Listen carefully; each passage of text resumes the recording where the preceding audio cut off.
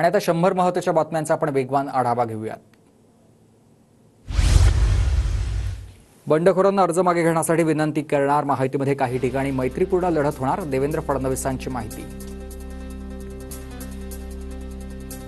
महायुती एक विचित्र गठबंधन, भाजपच फक्त निवडणुका लढतंय, महायुती संपलेली दिसते। भाजपचे उमेदवार शिंदे गट आणि अजित पवार गटातून लढतात, चेन्नीथलांची टीका। आमच्यात कुठेही मैत्रीपूर्ण लढत होणार नाहीये, आमच्यातल्या सर्व बंडखोरांना अर्ज मागे घ्यायला लावणार, रमेश चेन्नीथलांची माहिती। इतर पक्षांनी जास्त जागा लढल्या तर वाईट वाटण्याचं कारण नाहीये, आम्ही आकडे मोजत नाही तर आम्हाला निवडणुका जिंकायच्यात, राऊतांचं विधान। काँग्रेस ठाकरे गटाचा आता कचरा करताय, काँग्रेसनं ठाकरे गटाला 100 जागाही दिल्या नाहीत, नितेश राणेंचा टोला। मला चेन्नीथला यांचा फोन आला होता, पण मी निवडणूक लढणारच, नाशिक मध्यमधून निवडणूक लढण्यावर हेमलता पाटील ठाम। उमेदवारी देऊनही काँग्रेसनं दिलीप मानेंना एबी फॉर्म दिला नाही, ठाकरे गटानं दक्षिण सोलापूरसाठी दावा केल्यामुळे मानेंना एबी फॉर्म दिला नाही, नाना पटोलेंची माहिती। कोणी बंडखोरी करून अर्ज भरला असेल तर आम्ही समजावून काढू त्यांना, तर 90% जागांवर आम्ही कार्यकर्त्यांची समजूत काढलेली आहे, संजय राऊत यांची बंडखोरीबाबत प्रतिक्रिया। महाराष्ट्र विधानसभा निवडणुकीसाठी काँग्रेसची रणनीती, काँग्रेसचे 2 राज्यातील मुख्यमंत्री प्रचार करणार, कर्नाटकचे मुख्यमंत्री सिद्धरामय्या आणि तेलंगणाचे मुख्यमंत्री रेवंत रेड्डी प्रचार करणार, सूत्रांची माहिती। राहुल गांधींची 6 नोव्हेंबरला मुंबईत पहिली सभा होणार, राहुल गांधी 5 गॅरंटी जाहीर करत प्रचाराचा नारळ फोडणार। महायुतीच्या नेत्यांची आज वर्षा निवासस्थानी बैठक होईल, बैठकीमध्ये बंडखोरी केलेल्या नेत्यांबाबत चर्चा होण्याची शक्यता आहे। शरद पवारांच्या उपस्थितीत आज बारामतीमध्ये बैठका, विधानसभेच्या पार्श्वभूमीवर बैठकांचं नियोजन, तर दुपारी 4 वाजता पत्रकार परिषद, पवार काय बोलणार याकडे लक्ष आहे। दिंडोरी विधानसभा मतदारसंघात महायुतीमध्ये बंडखोरी, शिंदेंच्या शिवसेनेनं देवळाली, दिंडोरीमध्ये उमेदवार दिलेत, मुख्यमंत्री एकनाथ शिंदेंनी नाशकात उमेदवारांसाठी हेलिकॉप्टरनं एबी फॉर्म पाठवले। हेलिकॉप्टरनं शिंदे गटानं 3 एबी फॉर्म पाठवले, मी पाहिलं, छगन भुजबळ यांचा दावा, तर इगतपुरीचा फॉर्म ते देऊ शकले नाहीत, एबी फॉर्म का दिले त्यावर वरिष्ठ चर्चा करतील, भुजबळांचं वक्तव्य। समीर भुजबळला सांगितलं राष्ट्रवादीच्या सर्व पदांचा राजीनामा दे, समीरनं सर्व पदांचा राजीनामा दिला आणि मग अर्ज भरलाय, नांदगावमधून समीर भुजबळांनी अर्ज भरल्यानंतर छगन भुजबळ यांचं वक्तव्य।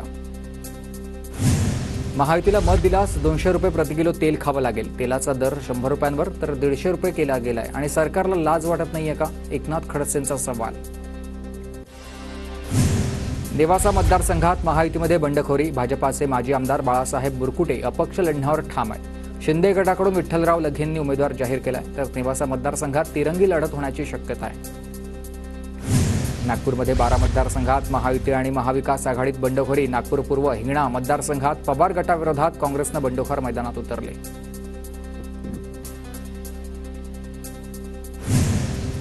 अलिबाग पेणमध्ये खरी शिवसेना राहिली आहे का, अलिबाग पेणमधील शिवसेना शिंदे घेऊन गेले, शेकापचे जयंत पाटलांचं वक्तव्य।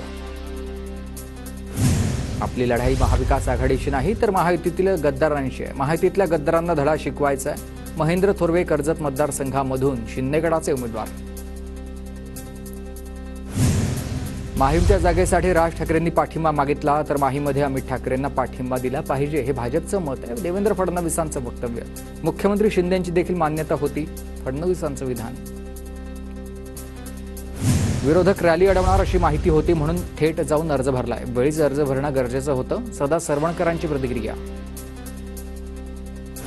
पुरंदरमध्ये महायुतीमध्ये मैत्रीपूर्ण लढतीची शक्यता, शिंदे गटाकडून विजय शिवतारेंना उमेदवारी, तर अजित पवार गटाकडून संभाजी झेंडेंना एबी फॉर्म देण्यात आला। पक्षासाठी गुवाहाटीला गेल्यानं तिकीट देण्याचं दिल्लीतून वचन मिळालं होतं, गीता जैन यांचा गौप्यस्फोट, तर भाजपकडून मीरा भाईंदरसाठी नरेंद्र मेहता यांना उमेदवारी। मनसेच्या उमेदवार प्रशांत आंबोरे यांचा उमेदवारी अर्ज बाद, 25 वर्ष पूर्ण नसल्यामुळे अर्ज बाद, प्रशांत आंबोरेंनी मनसेकडून अकोल्यातून उमेदवारी अर्ज भरला होता। परळीतून मनसेच्या उमेदवाराची निवडणुकीतून माघार, मनसेचे परळीचे उमेदवार अभिजित देशमुख यांची माघार, धनंजय मुंडे आणि राजेसाहेब देशमुख यांच्यात होणार आहे थेट लढत। माढ्यात अभिजित पाटील नावाचे 4 उमेदवारी अर्ज तर रणजित शिंदे नावाचे 2 अर्ज। परभणी विधानसभेतील वंचितच्या सय्यद समी यांचा अर्ज बाद, तांत्रिक चुकीमुळे उमेदवारी अर्ज रद्द झाल्याची माहिती आहे। वाशिममध्ये प्रहारचे उमेदवार महेश चव्हाण यांचा अर्ज बाद झालाय. वाशिममध्ये मधुसूदन राठोड, अनिल राठोड यांचा अर्ज बाद. देवेंद्र फडणवीस यांचा अर्ज मंजूर. नागपूर दक्षिण पश्चिम मतदारसंघातून निवडणुकीस रिंगणामध्ये देवेंद्र फडणवीसांनी उतरवलाय. अजित पवारांची चौकशी आघाडी सरकारच्या काळातच सुरू झाली. आर पाटलांच्या स्वाक्षरीनंतर सिंचन घोटाळ्याची चौकशी. सिंचन घोटाळ्याच्या चौकशीबाबत देवेंद्र फडणवीसांची प्रतिक्रिया. सिंचन घोटाळ्याच्या चौकशीची कल्पना दादांनी पवारांना दिली होती. 1-1.5 वर्षापूर्वी अजित पवारांनी तक्रार केली होती. अजित पवारांच्या वक्तव्यानंतर भुजबळांचा मोठा दावा. गोपनीय विषय जनतेसमोर आणला. अजित पवार फडणवीसांवर गुन्हा दाखल झाला पाहिजे. अजित पवारांनी आर पाटलांवर केलेल्या आरोपांनंतर राऊतांचा हल्लाबोल. रोहित पाटलांनी लोकसभेला विशाल कदमांचं काम केलं. राऊतांचा आरोप. सांगलीत आमच्या मित्रपक्षांनी लोकसभेला आघाडी धर्म पाळला नाही, तर सांगलीचा पॅटर्न आता लोकांनी विसरायला हवा. राऊतांचं वक्तव्य. अजित पवार आर पाटील विजयांच्या विषयी काय बोलले माहीत नाही. माहीत घेतल्याशिवाय आता काही बोलणार नाही आहोत. अजित पवारांच्या आर पाटील यांच्यावरील वक्तव्यानंतर प्रफुल्ल पटेलांचं वक्तव्य. दादा गटाचे आमदार देवेंद्र भुयार आणि पवार गटाचे माजी मंत्री हर्षवर्धन देशमुख यांच्यातील वाद चव्हाट्यावर. अमरावतीमध्ये कार्यकर्त्यांसमोर देशमुखांनी आमदार भुयारांना फटकारलंय. बाळा नांदगावकरांच्या कटिबद्ध या विकास आराखड्याचं प्रकाशन. मनसे अध्यक्ष राज ठाकरे यांच्या हस्ते प्रकाशन. माझ्या विरोधात उमेदवार दिला नाही. महायुतीचे आभार. महायुतीकडून शिवडी मतदारसंघात उमेदवारच नाही. पर्वती मतदारसंघातील अपक्ष उमेदवार आबा बागुलांकडून आज प्रचाराला सुरुवात. कोणत्याही परिस्थितीत माघार घेणार नाही. आबा बागुल लढण्यावर ठाम आहेत. आबा बागुल काँग्रेसकडून इच्छुक होते. महायुतीचे डोंबिवली विधानसभेचे उमेदवार रवींद्र चव्हाण यांच्याकडून डोंबिवली स्थानकातून प्रचाराला सुरुवात. चव्हाणांकडून लोकल रेल्वेच्या गर्दीवर नियंत्रण ठेवण्यासाठी 15 डब्यांच्या गाड्या, लेडीज स्पेशल ट्रेन अशी मागणी करण्याचं आश्वासन दिलं आहे. 36 तासानंतर श्रीनिवास वनगांचा कुटुंबासोबत संपर्क. श्रीनिवास वनगांशी संपर्क झाल्याची कुटुंबियांची माहिती आहे. मध्यरात्री 3 वाजता वनगा घरी येऊन पुन्हा बाहेर गेल्याची माहिती. तिकीट कापल्यानंतर श्रीनिवास वनगा बेपत्ता होते. सुहास कांदेंविरोधात गुन्हा दाखल. विनोद शेलार यांना शिवीगाळ धमकी दिल्याप्रकरणी नांदगाव पोलीस ठाण्यात गुन्हा दाखल. विनोद शेलार, शेखर पगार आणि समीर भुजबळांचे समन्वयक. शिवसेनेची तुलना करताना शिवसेनेच्या माजी आमदारांचं वादग्रस्त वक्तव्य. शिवसेनेचा मंगळसूत्र नसलेली सुंदर स्त्री. सदानंद चव्हाणांकडून उल्लेख. तर चिपळूण संगमेश्वर मतदारसंघाची जागा शिवसेनेला न मिळाल्यानं नाराजी. सावनेर मतदारसंघात भाजपच्या आशिष देशमुखांचं काँग्रेस नेते सुनील केदार यांना आव्हान आहे. केदार जिल्हा छोडो, सावनेर भी तुमसे छीन लेंगे. देशमुखांचं हे वक्तव्य. तर देशमुखांच्या वक्तव्याचा व्हिडिओ व्हायरल. आशिष देशमुखांच्या घराबाहेर बंदोबस्त वाढवला. केदारांविरोधात केलेल्या वक्तव्याचा व्हिडिओ व्हायरल. अद्वै हिरेंची सध्याची स्थिती म्हणजे नाचणं आहे अंगण तेडा असं. अद्वै हिरे शिवीगाळ प्रकरणाची आमचा संबंध नाहीये. संजय दुसानेस यांच्याकडून स्पष्ट. मनोज जरांगेंची तब्येत खालावली आहे. मनोज जरांगेंना ताप आणि अशक्तपणा. खासगी रुग्णालयात उपचार सुरू. जरांगेंना आरामाची गरज असल्याची डॉक्टरांची माहिती. मनोज जरांगे उद्या विविध समाजाच्या धर्मगुरूंशी संवाद साधणार. मराठा अल्पसंख्याक, SC/ST मतांचं समीकरण जुळवण्यासाठी मराठा अल्पसंख्याक आणि इतर सगळ्या बैठका. शिंदे गटाचे उमेदवार अनिल गोटेंनी घेतली जरांगेंची भेट. पहिल्या दिवसापासून माझा जरांगेंच्या आंदोलनाला पाठिंबा असल्याचं अनिल गोटेंचं वक्तव्य. अजितदादा गटाचे मोहोळचे उमेदवार यशवंत माने जरांगेंच्या भेटीला. यशवंत मानेंच्या विरुद्ध पवार गटाचे राजू खरे निवडणुकीच्या मैदानात. मोहोळ मतदारसंघ राखीव असल्यानंच जरांगे कुणाला पाठिंबा देणार याकडे लक्ष. औसा मतदारसंघातील ठाकरे गटाच्या दिनकर मानेंच्या रॅलीमध्ये मनोज जरांगे यांच्यासारख्या दिसणारा व्यक्ती सहभागी. तर दरम्यान मराठा कार्यकर्त्यांच्या आक्षेपानंतर संबंधित व्यक्तीला रॅलीतून बाजूला करण्यात आलंय. बीडच्या माजलगावमध्ये अपक्ष उमेदवाराला गावरान येण्यापासून रोखण्यात प्रयत्न. तर अपक्ष उमेदवार माधव निर्माळ यांना काही तरुणांनी अडवलंय. तरुणांकडून 1 मराठा लाख मराठाच्या घोषणा. चाळीसगावच्या चोरानं माझ्या पाठीत खंजीर खुपसलाय. नाव न घेता उन्मेष पाटलांची भाजपच्या मंगेश चव्हाण यांच्यावर टीका. तर उन्मेष पाटील कुणालाच झाला नाही. मी त्यांच्यासाठी जीवाचं पाणी केलं. मंगेश चव्हाण यांचं उन्मेष पाटलांना उत्तर. भाजपाला रत्नागिरीमध्ये एकही जागा मिळाली नाही. भाजपाले कसे आहेत हे सर्वांना माहिती आहे. भास्कर जाधवांची टीका. बुलढाणा मतदारसंघात संजय गायकवाडांची डोकेदुखी वाढण्याची शक्यता आहे. भाजपाचे माजी आमदार विजयराम शिंदे यांनी अपक्ष अर्ज भरलाय. सिंदखेड राजा मतदारसंघात भाजपची बंडखोरी. भाजपचे युवा नेते अंकुर देशपांडेंनी अपक्ष उमेदवारी अर्ज भरलाय. शिंदेगडाचे उमेदवार शशिकांत खेडेकरांच्या अडचणीत वाढ. परभणीच्या गंगाखेड विधानसभेत तिरंगी लढत राष्ट्रीय समाज पक्षाचे रत्नाकर गुट्टे, ठाकरे गटाचे विशाल पाटील, वंचितकडून सीताराम घनदाट यांच्यात तिरंगी लढत होईल. जिंतूर सेलू विधानसभेत तिरंगी लढत भाजप विरुद्ध शरद पवार गट आणि वंचित अशी लढत होणार आहे. परभणीच्या पाथरी विधानसभा मतदारसंघात चौरंगी लढत, महाविकास आघाडी आणि महायुती दोघांमध्ये बंडखोरी.